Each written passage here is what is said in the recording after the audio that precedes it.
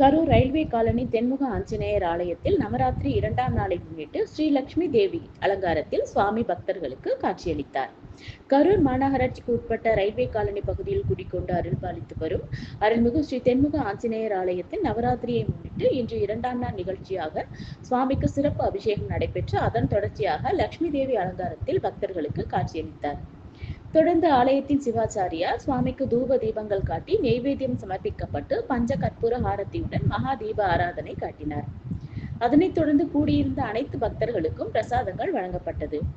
Karur railway colony அருள்மிகு ஸ்ரீ தென்முக ஆஞ்சநேயர் ஆலயத்தில் நடைபெற்று வரும் நவராத்திரியின் 2ஆம் நாள் சிறப்பு அலங்காரத்தை காண ஏராளமான ஆன்மீக பக்தர்கள் ஆலயம் வருகை தந்து சுவாமி தரிசனம் செய்தனர். நிகழ்ச்சியின் ஏற்பாட்டை ஆலய நிர்வாகிகள் சார்பாக சிறப்பாக செய்திருந்தனர்.